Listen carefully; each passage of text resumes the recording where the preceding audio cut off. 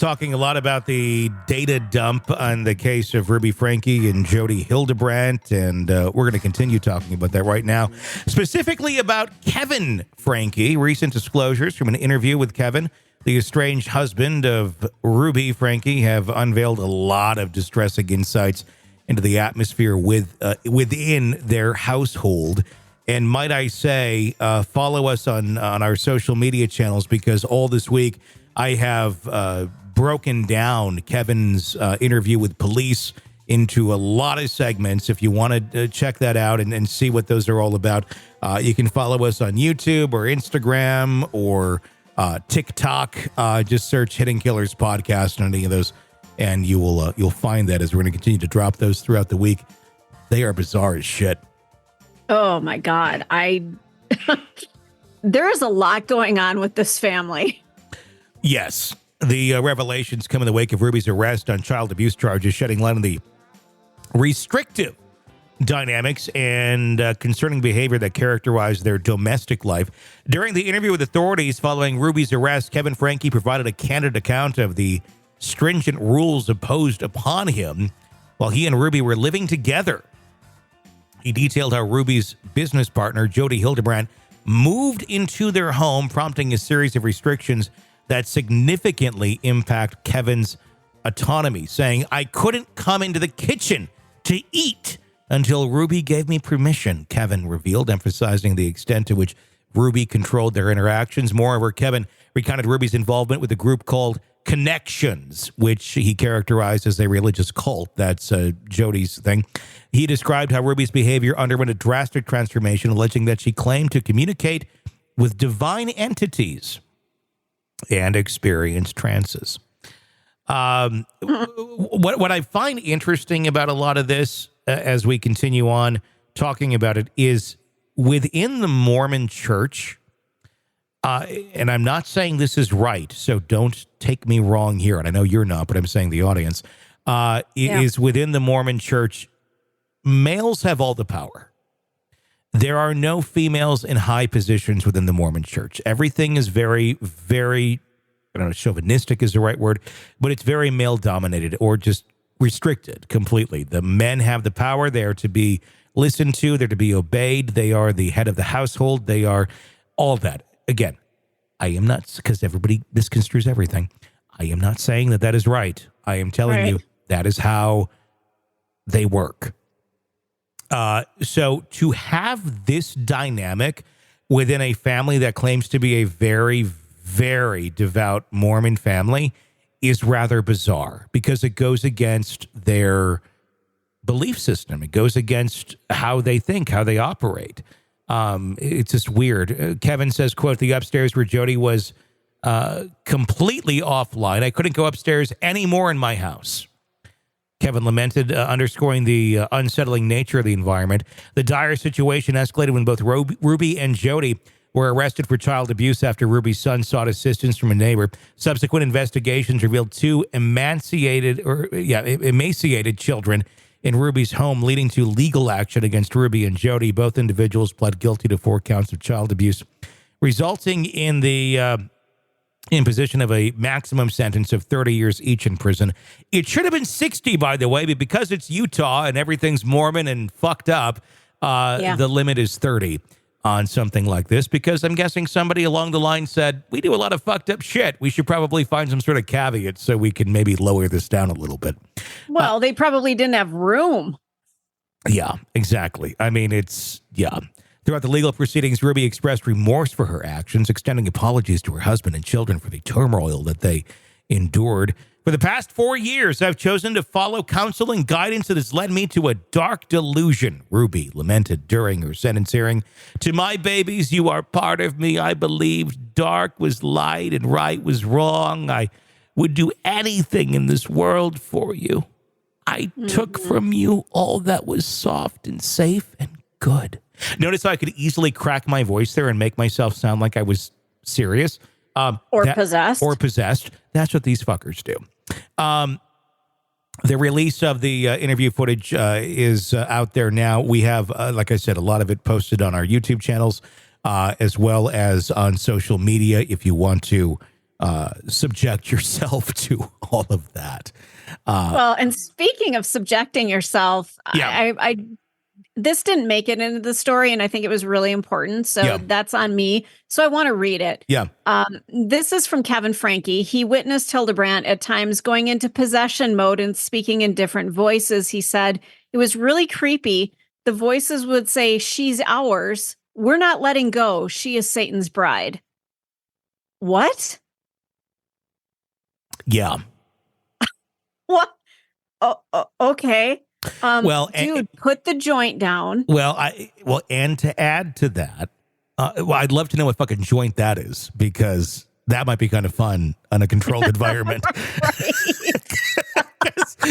Because I'm like, I legally use, because I can legally use in my state. And I'll tell you what, it just makes me sleepy, and I end up eating chicken nuggets late at night. That's all that shit does to me. So you're not like seeing things fly off the shelves? No, you're not seeing footprints like that, going up the walls? That might be fun sometimes. Well, that's a different. Actually, I don't do probably that. not a joint. It's some other drug. I don't do that stuff. I just do the legal weed. But no, that to me, it's like one of those where people like describe. It's like, and weed, like, no, weed could not do that, like, unless it's laced with something. But he also said, to add to that, I can't explain some of the stuff that happened while we were there. He said, describing actually seeing plates fly off the shelves in the kitchen at full speed, smashing against the wall, as well as hearing crashing sounds from the basement while they were upstairs. Kevin said that he and his wife enlisted the aid of a bishop to help them cast the demons out and fight any evil spirits around Jodi in her home, saying that this happened for hours every night. But when that didn't seem to be helping, the idea suddenly for Jodi to move into Franke's house came up. Okay, you and I have talked off air about how my house has moments of haunting, and the previous owner of this home passed away a couple of years ago. Yeah, and I've had some things here I can't explain. I've had witnesses to the things we can't explain. My cats have watched something walk across the room, like both cats. Their heads are moving at exactly the same time as they're watching something go across the room. So I've on occasion seen some weird shit in my house, but it's not every night. Does that really happen? I mean, you're kind of the expert in ghosts. Is it an every night thing, or is it I don't know. Occasional? No, I don't. I mean, it really depends. I mean, obviously, there's another podcast I have about ghost stories. But I don't know. I've become far more of a skeptic in the last couple of years than I had been earlier. Is there weird stuff that happens out there in this world? Yeah, there is. There's far too many experiences that people have to say that there's nothing to it. Now, do I believe Ruby Franke and Kevin Franke on their weird story of plates flying across the room and people being possessed? Not really. But if you also were to look at it from the perspective and you really kind of subscribe to all that stuff, these people were doing evil shit. I mean, they were doing really dark, evil shit. So if you were to go, this is an environment that is infested with negativity and really horrible, horrible behavior. One could see how maybe there was something else going on here that was also, at the end of the day, I don't buy it. I think it's mental illness and personality disorders and really fucked up human beings doing horrible things. And until I see video of plates flying across the house, I'm not going to believe a goddamn word these fuckers say. Yeah. But could one go, there's a lot of evilness here going on. Could that manifest in something? I don't know. I've heard of it before. I've seen it before. Is it common? Not at all. Do people think these things are common? If you watch like Ghost Adventures and shit, yes, they do. Yeah. But I do not believe it's anywhere near that level. Do I think there's weird things that can happen and there's things we don't understand? Yes, I do. But I'm not going to profess to explain any of it because I have no freaking idea. But I do think that there can be things like that. And do I think these people like encapsulate what evil is? Yes. Do I believe they're possessed by the devil? No. Yeah, I think a lot of what they thought they saw might Yeah. have been hallucinations and Yeah. some outbranching of mental illness. I mean, because how could you do what you did to your kids if you're not mentally ill? Oh, exactly. A mentally sound person wouldn't do this. No. And at the end of the day, that's what a lot of this is. A lot of times it becomes an excuse or, oh, it's the devil made me do it shit. And that's what Ruby is trying to basically profess now that she's been caught. Initially, when she was arrested, if you listen to some of those tapes, and again, they're out there on our social media, search Hidden Killers Podcast on any social media platform. You will find us there and press subscribe because we're putting all these out there. But does she believe that these things were somehow supernaturally related? I believe she does. But really, it's mental illness. She got caught, and now she has to shift her brain in another direction to survive. So you can't keep going down that same road. I mean, whether it's demons or whether it's just really shitty behavior to somebody, that's what people do when they get put into that sort of a corner. If they're like a malignant narcissist that has no empathy for anybody else. And I think that's what we're dealing with here. I think we're probably at the end of the day dealing with somebody with a cluster B personality disorder, whether that be borderline or histrionic or one of the others, that is just going to keep molding themselves to whatever they need to do to survive because they can't ever quite grasp the reality of what they're doing. Now, Jodi, on the other hand, I think is more sociopathic or psychotic when you look at her presentation. If you listen to those calls with her, she's so steeped in religion and so steeped in scripture and so steeped in what she believes is happening. She is not in any way in touch with reality. I think Ruby hits reality every now and then and has little glimpses of it, or maybe more glimpses of it now that she's out of Jodi's. But I think Jodi is certifiably psychotic or sociopathic, without a doubt. And the two of them as a combination, yes, doing counseling and counseling people on their marriages and their families, just really destructive. I'm so sad for the people that were affected. I mean, not just their kids, but there are people in the community affected by these two that trusted them. Yeah. Yeah, people trust it. I mean, the fact that Kevin, and I can't quite reconcile Kevin either, because it's like there was no legal restriction preventing you from seeing your kids. You literally sat there at the whim of Jodi Hildebrandt of seeing your children, your minor children or not, and your wife. I mean, after they're saying all these crazy things and cutting you off, that's where legal recourse comes in. And that's where you as a parent have to go and say, there's something seriously wrong. And he could have won that easily. He could have easily have stepped in and said, these people are off their fucking rockers. Look, here's all my evidence. And if you don't have it, bait them into it. Get them, send an email, do something. Get evidence of what the fuck they're saying and doing. And you could have rescued your children. You chose not to.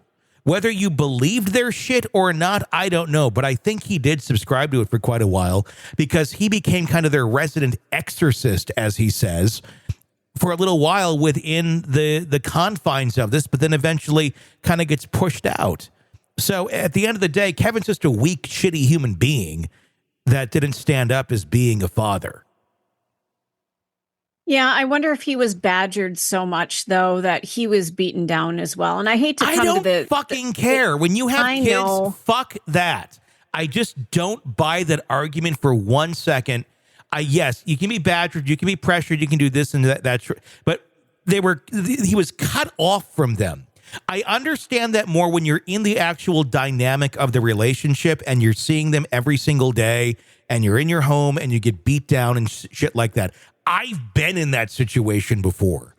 Mm-hmm. But I don't get where it gets to the point of they're cutting you off, they're taking the kids, and you're just like, okay.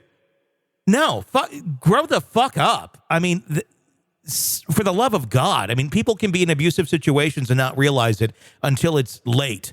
But if they're doing this to you, you are actively choosing not to be involved, but knowing that it's wrong.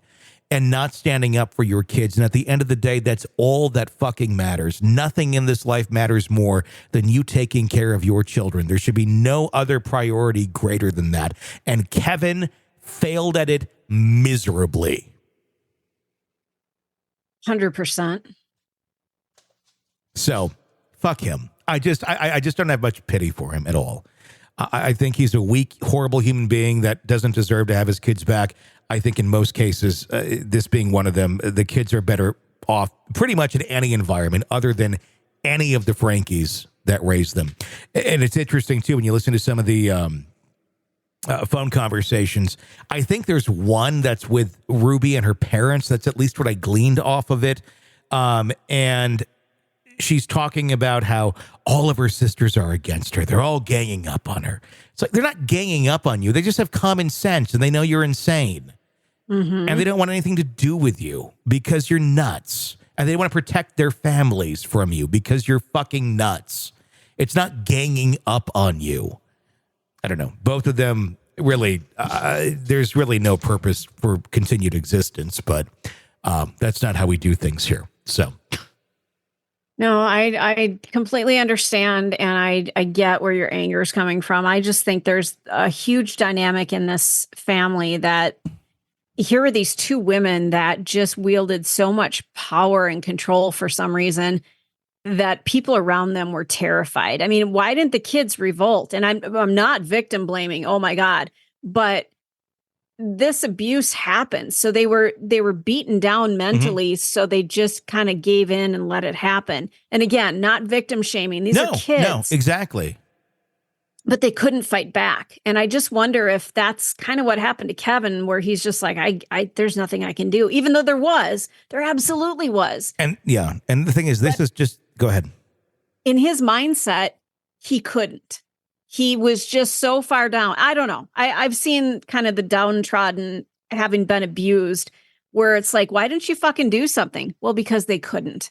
They just didn't have the strength, the mental capacity to pull it off until one day where they woke up and went, fuck this, I'm done. You know? Everybody has their wake-up call at some point, and unfortunately, it happened very late for Kevin Franke. But here's the deal. There are so many of these things going on in our country that get written off as, well, it's freedom of religion. They can do whatever they want. Look at the fucking Duggars. Look at the Independent Fundamentalist Baptists, the IFB, or their Institute of Basic Life Principles, the IBLP. This sort of shit exists everywhere. Now, are there versions of these things that are not abusive? I don't know. Maybe. I mean, some of them are pretty much fundamentally fucked up. But there are so many things that are run on the basis of this is our religion and we're going to abuse the shit out of people and there's nothing you can do to stop us because of our freedom of religion. This is not an isolated incident. As much as we like to think of it as this is like really weird and crazy, it is. But there's a lot of this shit going on. And these are the only ones who've been caught. We need to start taking a very close look at what we classify as religion, what we classify as cult, what we classify as abuse. Because there's a lot of it out there. And there's no just saying, oh, it's religion and it must be good. Because I'll guarantee you, a lot of the time, it's evil. Want to listen ad-free? Want advanced access to all of our interviews before anyone else? Become a True Crime Today Premium Plus subscriber on Apple Podcasts. You get every episode commercial-free. So you can binge on True Crime until you can binge no more. Search True Crime Today Premium Plus on Apple Podcasts now, or go to our podcast page and sign up now. More of the Hidden Killers podcast next.